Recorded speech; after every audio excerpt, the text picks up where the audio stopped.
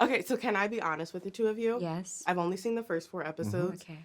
but this is my favorite season. Well, that's This very is my kind. favorite season. Thank you. And Golda said the same thing too. I That's think so what it is sweet. for me, it's this classic Cinderella story. We're genuinely rooting for the two of you. Yeah. So I want to know, what's your favorite element or aspect of Sophie and Benedict's story?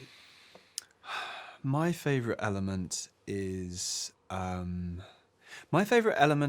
the sort of like the game they play, not even like deliberately, of sort of like hiding and revealing each other. Like, because they meet at a masked ball, but I think that does actually kind of define how they constantly relate. I love that game of like when you choose to reveal something or hide something, I guess that's sort of flirting really. But I just love that quality. I love playing those scenes with you. I think, yeah. I think the constant push and pull between the two, which is like similar. Yeah. The kite, which is symbolised by the kite, the That kite was moment. cute. Yeah. That was so cute. Yeah. It is like you were saying, like if Benedict's more like the kite, Sophie's the one that grounds him. And then how do they find the middle ground? That journey that they go on, I think, is what I really love about them. Yeah. You know, another thing this season I've noticed is every character is fighting, especially the two of you, are fighting to remain true to who they are and to remain authentic. Yeah. I want to know, for you and your lives and your career, what was a moment when you felt like you had to fight for yourself to stay true to who you are? What did that look like? Well, in terms of a career, in terms of or choices in a career. Yeah.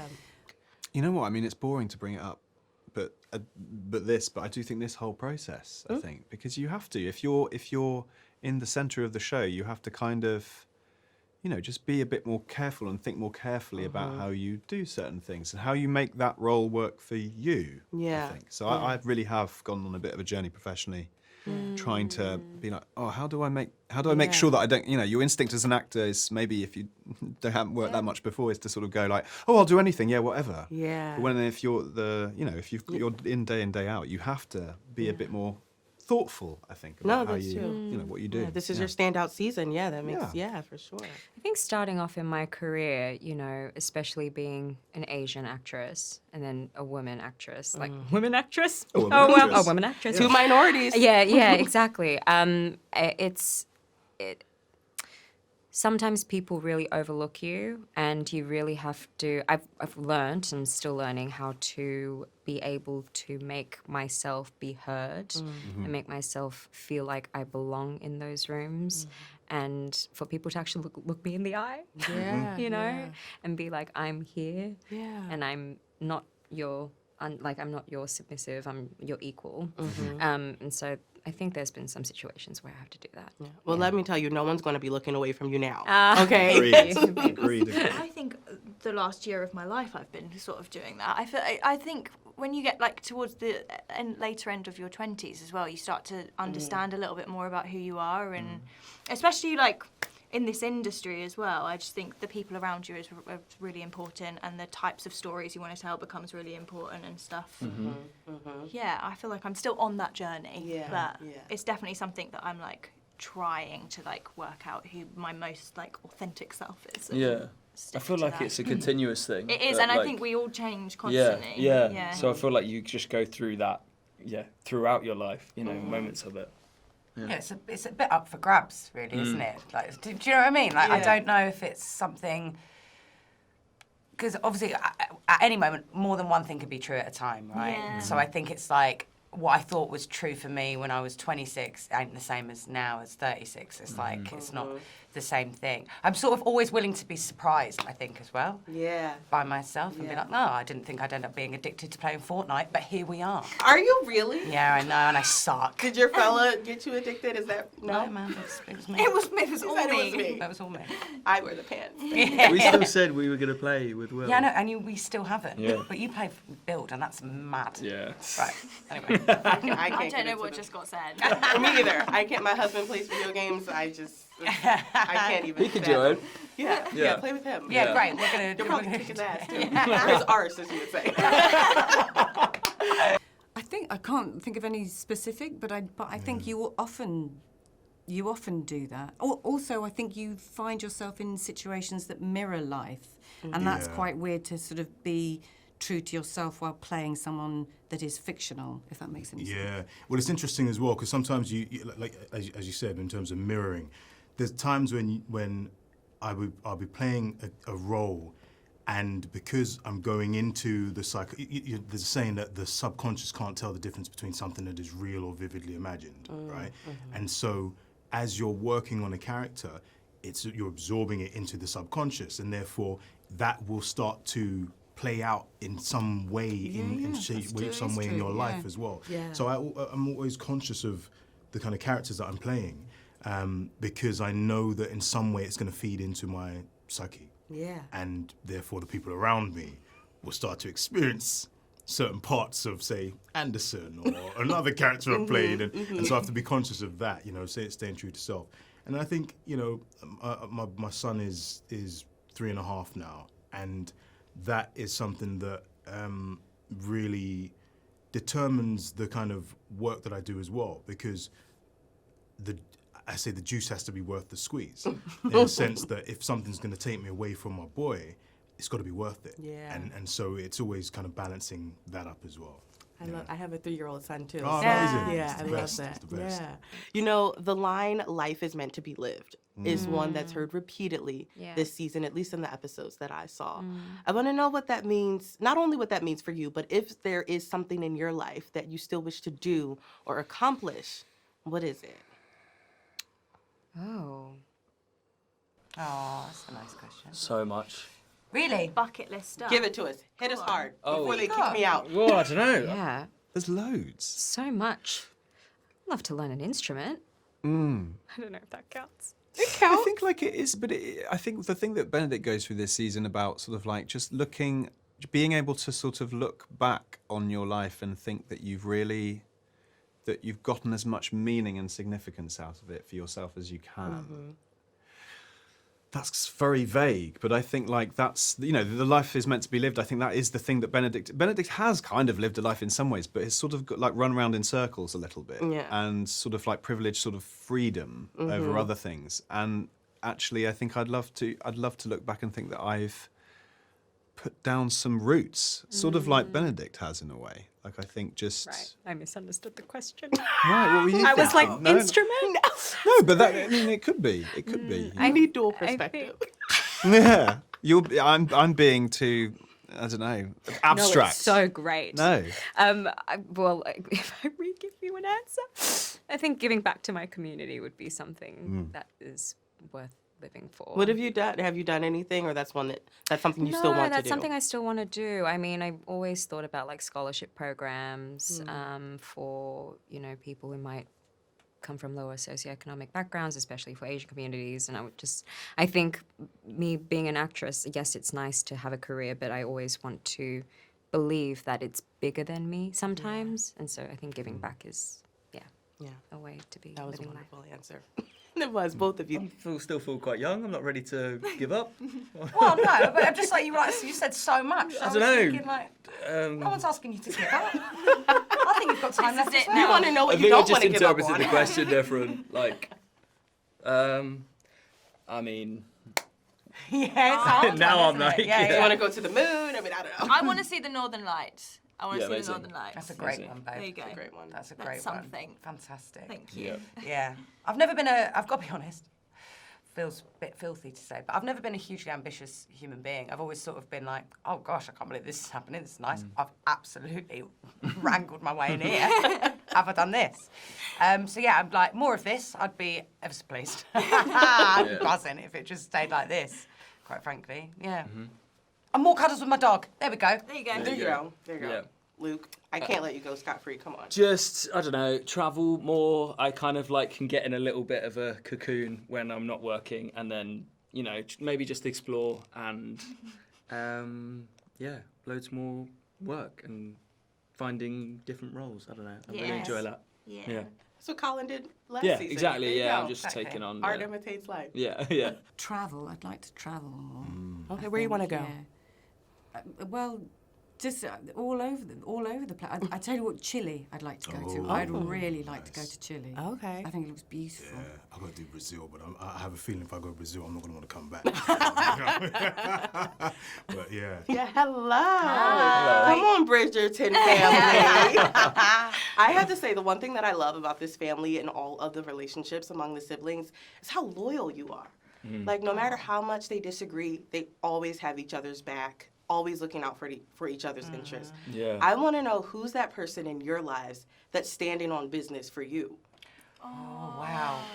I mean, my mum and my fella. I'd say that's got to be it. My mum's like, it's unreal. Yeah, she's always there. And my fella's always, like, there for me. Those two people. Yeah. You lot are pretty good as well for me. Yeah, thanks so much. Cheers, babe. Yeah, God, I don't know. My family, and I've got like such a gorgeous group of girlfriends. I love them so much, and I'm very lucky that I have that. I know that not everybody does, so they get me through everything. Yeah. Yeah, just for me, I have a really small group of like my loved ones, so it would be them if ever I need them. Well, yeah, or you guys. Yeah, for, like, thank you. Yeah. It's so interesting, the older you get, the smaller your circle gets, Yeah. but Yeah, the for better sure. that is for you. Yeah. Yeah. I want to talk about another Bridgerton sibling, the OG, the oldest, Jonathan Bailey. Yeah. He's had this massive run with Wicked. How proud are you of him, and has he told you anything about just like how he balances it all? Any nuggets that you've kind of taken from him? I don't know how he balances it. No, he not did do like I. 3 jobs. He was filming with us last season Yeah. and doing 2 other jobs at the same Yeah. time. And he shows up with like so much energy and like respect for whatever project that he's on and everybody Totally. around him. I don't know how he does it. Yeah, and still brings like fresh ideas. Like I know that I've had scenes with the brothers, and he's continuously like thinking of like new ideas and ways we're going to play out a scene. It's like amazing to have that energy. But yeah. I don't think we were saying earlier we never really sit there and like talk about any of the outside stuff. Yeah. When we just get there, it's just like Honestly, it's like our own language. Yeah, it's it like is. really bizarre. yeah. Do we talk? I don't know. We don't talk. We're really trying to figure Yeah. out what we just all talk But I about. think Yeah. we're really in the. I think that is what it is. It just is, very everybody's present, with yeah. each other, Yeah, which is it's really true. lovely. Well, thank you all so Thanks, much. babe. It was so lovely Thanks. speaking with Really you. nice. This And is one of you. my favorite interviews. Yeah. And my Thank first you time in so London, so much. thank you. welcome. Have a good time. Thank you. Thank you so much. It was really nice to meet you. Nice to meet you Thanks, too. babe. Thank you. Take care. It is so nice to meet you two queens and royalty. Thank you so much for speaking with me. Absolute pleasure. I don't know who thought to put you two together on screen, but thank God they did. You are my absolute favorites. I love when I see the two of you on screen. I want to know, developing the on-screen chemistry that we see between the two of you throughout the years, how has that shaped your off-screen friendship? Oh gosh, I think the on screen is obviously the writing is fantastic. Yeah.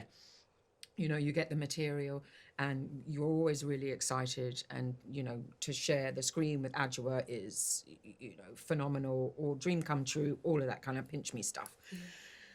I think as artists, you know, I've admired Aunyeia's work from day one, as a young black woman coming up in the industry. You know, there was somebody that I saw that looked like me, that was doing the stuff that I wanted to do. So if you can see it, you believe it in yourself, you know? So that has always been Aunyea for me. And then to get to work with her has been an absolute dream. And that respect just grows and grows and grows for me, outside of the characters. Wow. But I think there is a kind of mirroring, because Danbury and the Queen, they've had this long journey to get to be the women they are today. Yeah. And we see the early part of that in the Queen Charlotte Bridgerton story. You know, you see them having to kind of go, okay, this is how the world is now. Her husband's just died. She's just been sent to this country which doesn't speak the language, and it's all new and everything. And she's going to marry this man she doesn't know. They've both had that experience of being women who have been, you know, you are obliged to marry this particular man. And then they've had to discover who they are as women within that framework and in this new court setting. So there's been that journey to who they are now. And I think there's some, you know, for G and I, with our careers, there's also been a journey of, well, this is the landscape. the landscape that you're in. Yeah. You want to expand that landscape, find your own power within that landscape. That's a journey. And sort of at the end of that journey, well, not this Well, thus yes. far. Thus far. We haven't finished yet. Thus far, yeah. I've only seen the first 4 Yeah. episodes. No, Hold no, on. no, no. Yeah. Thus far in the journey, then we meet each other as, the journey as actors, journey as characters, and here we are in season 4. And in both ways, there is a love and respect and a friendship, and just a valuing of the other one's artistry and skills 100%. and all of that. 100%. So, well done, Bridgerton. Oh my goodness, beautiful answers. Thank you so much for that. I want to talk about the mess now and the drama. Queen Charlotte, honey, she loves her some gossip. Yeah. I want to know for the two of you what gossip and drama surrounding the characters from this season is your favorite personally. Can I say ours? Oh, yes. Our storyline? Why not? When I got this season and, read it and then took our bits and pieces that we have to do, our scenes that we have to do, it was like coming to our characters afresh. Because there is a shift that happens in this season for our characters. We've been beautifully going along, gorgeous, supporting each other, best mates, having a gossip, having a cup of tea, all of that kind of stuff. Yes, we've had our bits and pieces, but this feels like there's something rich starting to happen or beginning to happen, or we're discovering something. So for me, being able to work that storyline through has been really interesting this season. And I think this season really lends itself to a lot of layers that are going on, which I think is really interesting, which I've never seen before in Bridgerton. Yeah. The layering of the upstairs, downstairs, the sexuality, Ruth's character going down that road, Hannah's character having that experience, us having our experience as friends, shifting, how do we get back to each other after that shift?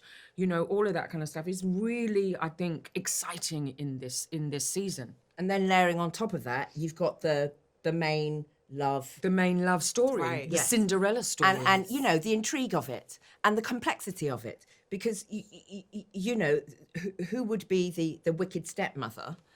Kate's Yes. character. Actually, you just get little insights into, again, another woman who she's marrying this man, and then he suddenly announces, and there's this other, can you just take on this other child that you never even knew about? Right. And you sort of get a bit of insight into her frustrations as well. So there's nuance in it, there's texture to it, and it allows the audience to feel what they feel about the different characters and the different journeys they go on, because the show kind of respects the intelligence, the emotional intelligence of the audience as well.